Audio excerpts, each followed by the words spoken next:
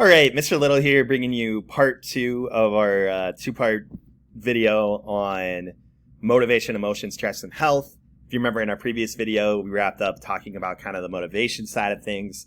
And with this video, we're going to kick off with the emotion side. So just kind of starting from the top here, just some real basic things. Remember, an emotion is categorized by three parts. The first of these is physiological. Again, that's physiological, not psychological arousal. So this is something like an increase in heart rate. This is something like perspiration. You can think of this along the lines of sympathetic nervous system activation.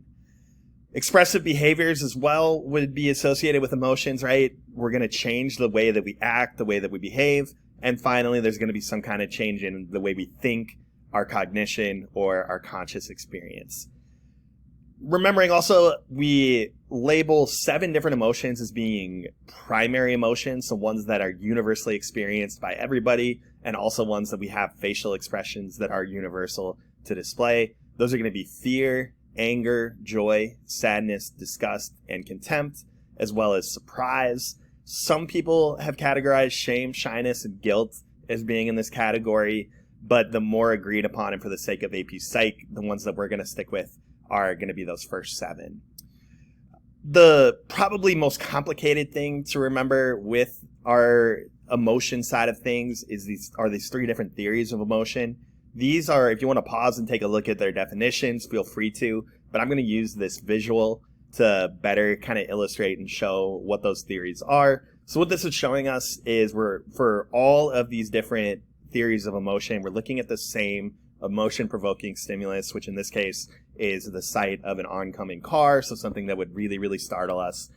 James Lange theory would point to, this is the William James theory of emotion. This is the idea that rather than an emotion causing our bodily or physiological arousal, it's actually the physiological arousal that causes the emotion. So James Lange makes the argument that as a result of some emotion-provoking stimulus, we then have a physiological response or a response in our body. In this instance, it would be a pounding heart. And then as a result, our amygdala would respond to that and create the emotion of fear. Cannon-Bard theory then argued, okay, James Lange theory kind of makes sense, but in order for this to be true, different types of physiological arousal it would mean every emotion has a specific type of physiological arousal. So they propose that when we experience an emotion, our physiological arousal, so in this instant, a pounding heart, would happen simultaneously with the psychological experience of an emotion. They would basically argue that the pounding heart is something that happens through the thalamus when that sensory information is relayed, and then in the amygdala or in our limbic system, we experience the psychological experience. But they argued, Cannon and Bard argued, that these are 2 separate processes. They don't have anything to do with each other, but they happen simultaneously. Then lastly, we have Schachter Singer, who put kind of this third piece of the puzzle in here. They made the argument that when we experience an emotion or some kind of emotion-provoking stimulus, we have a physiological arousal, but in order to experience the emotion, that also has to be added by some kind of recognition of the situation, of the context, some kind of thought process or cognitive label that looks at the situation, appraises it, and labels what that emotion should be. So in this instance, it would be, yes, a car is coming at you and you have a pounding heart, but in order for it to become an emotion, you also have to look at that, recognize, oh crap, I'm in danger, I'm afraid, and then between those 2 things, we have the emotion itself. Opponent process theory, this is one I haven't seen come up as it relates to emotion. I know this is the same word as one of our terms in sensation and perception. I will let you pause that and read through it if you want to. I don't see this come up very often, but that's another term that we have in terms of these theories of emotion, which is actually very similar to the color vision theory, but relating to emotions. I also have not seen a lot on Lazarus and Lejeune, but the cognitive appraisal theory, this is really, really similar to Schachter Singer theory. It's the idea that if we're in a situation where we have some kind of physiological arousal, we also have to appraise that situation as either being a threat or not being a threat. And something can kind of not become an emotion altogether Say if your friend jumped out at you from the bushes, you might at first have a jolt in your heart rate, but then you realize it's just your friend and you calm down and you don't have an emotion. And that would be what we would consider appraising the situation as not being a threat. Paul Ekman, you're going to want to remember, this is a name that very well could come up. This is the researcher who did an enormous amount of work on these universal facial expressions.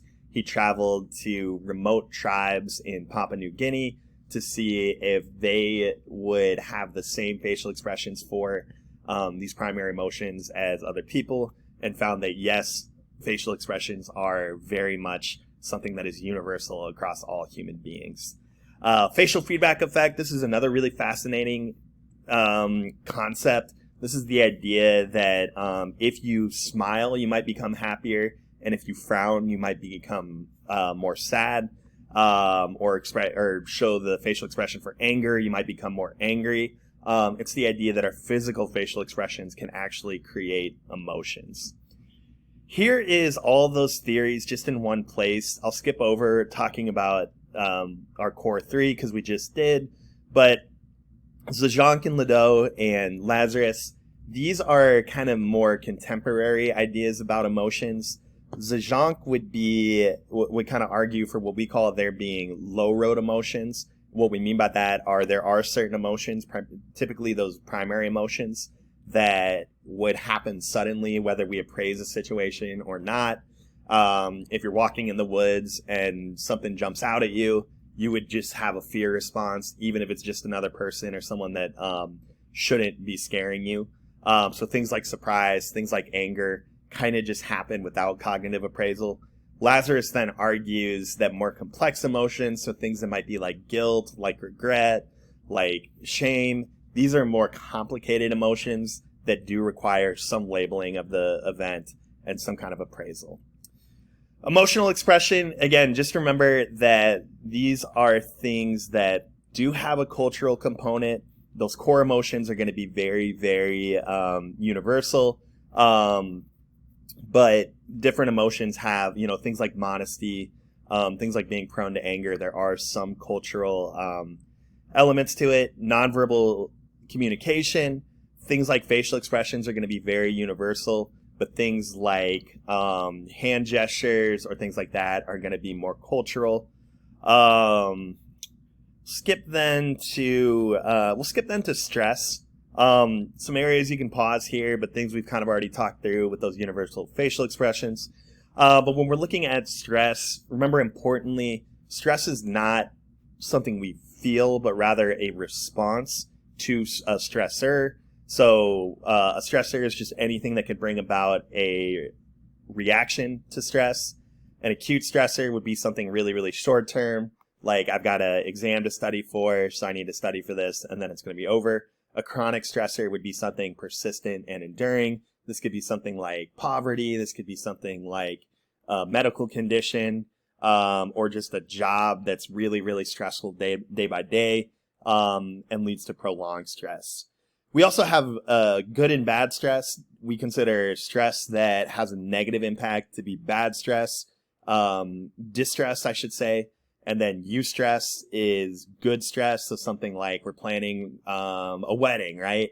It's a positive feeling. It's stress that energizes us. Eustress can even be like you have the AP Psych test coming up, and that stress is something that you label as good, as energizing, as something that's going to help you. Glucocorticoids, these are going to be hormones that produce an array of effects to stress. The main one would be cortisol. Cortisol is like the stress hormone. And when we're ever in that fight or flight situation, that's what's going to be released in our bloodstream. And unfortunately, when this is released for prolonged periods of time, this is what can cause a lot of damage that we'll talk about in a second here. Remember, stress appraisal is very, very important to our stress. You may have an exam coming up, and if you view that exam or you appraise it as something that's a threat, something that's scary, you would have a more negative stress that might cause distraction. But if you view that stress as something that's going to energize you, you're more likely to be more aroused, more focused, and it's more likely to be positive. Then talking once again about just our stress response system, very much this is our sympathetic nervous system. This is fight or flight. I know you've learned a lot about that in Ms. Dahmer's bio unit, but when we're undergoing stress, our sympathetic nervous system is going to be activated. Our hypothalamus, specifically our pituitary gland, is going to secrete cortisol and all those glucocorticoids. And then the other thing that is going to happen is your body is going to release norepinephrine, and you're going to have that like rush of adrenaline, essentially. This is a term that has come up quite often on FRQs and pretty much every year shows up on the exam. So make sure you're familiar with general adaptation syndrome. The name you're going to want to attach to this is Hans Selye. So he developed this idea that when we're under prolonged stress, we experience it in these 3 phases. I'm going to try to get it here where you can see the graph with it as well as the descriptions. So the first phase is going to be our alarm reaction. This is when we first go into fight or flight. And then when we're dealing with a stressor for a prolonged period of time, maybe you're in your first month of college and you took too many classes and you're really, really constantly under stress to try to keep up with them.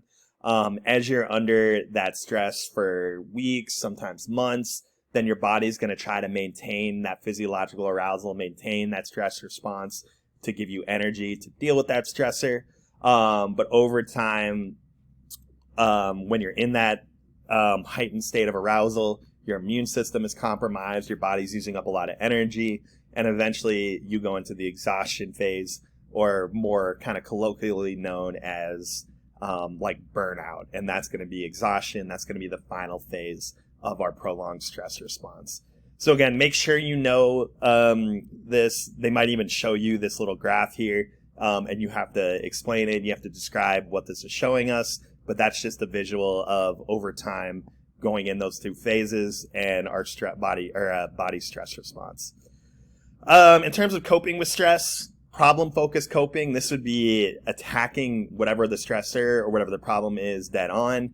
Maybe you have a lot of classes, you have a lot of exams, and you cope with it by creating a schedule to study, manage your time well, and become better prepared for it so that you're less stressed about it. Emotion-focused coping tends to be, we really don't have a lot of control over our stressor. It's just kind of inevitable. This would be something like COVID and the reality that we were faced there. Emotion-focused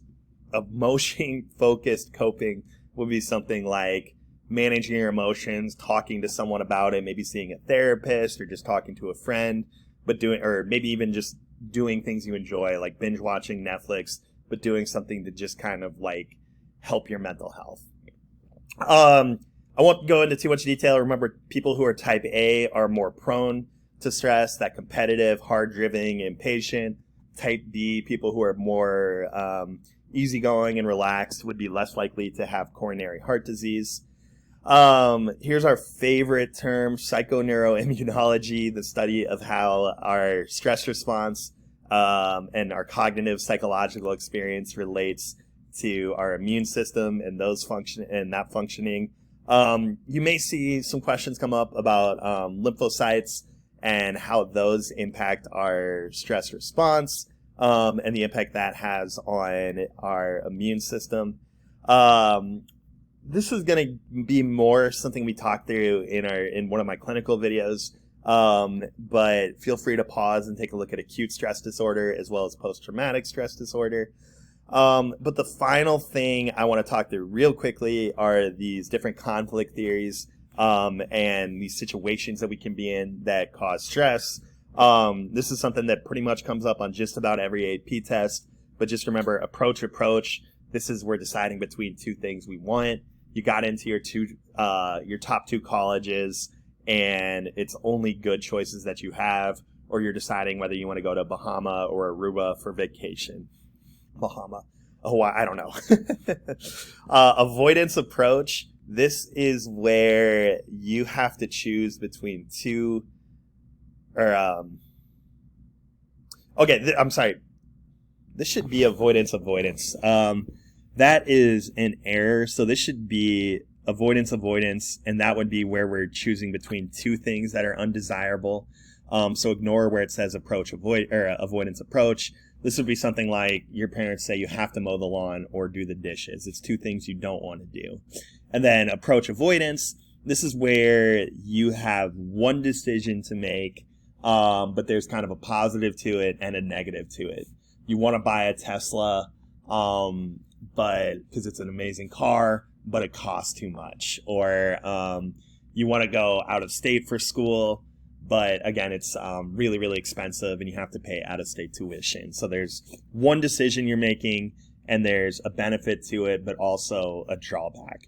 Multiple approach avoidance is when you have two decisions to make, but each of them have a benefit and a drawback. I know colleges are just my most relevant one, so I'm going to keep rolling with that example. But this might be something like you're a really, really good athlete, you're on the volleyball team, and you have the opportunity to go to a smaller school, maybe in the WIAC conference, and play there, but it's a smaller school and the college experience won't be the same. Or you can go to UW-Madison and not play a sport, but have like a better student life. That would be multiple approach avoidance. Two options that have a benefit and have a drawback. Keep in mind, personality technically falls into motivation, emotion, and stress. I believe Ms. Domris is going to have a video on this. So this is where I'm going to wrap things up. Hopefully between these two videos, we're able to get a lot of this information. This is a very big unit. It is very heavily tested. But I'm going to leave you here. And as always, don't hesitate to email or reach out if you have any further questions. Thank you.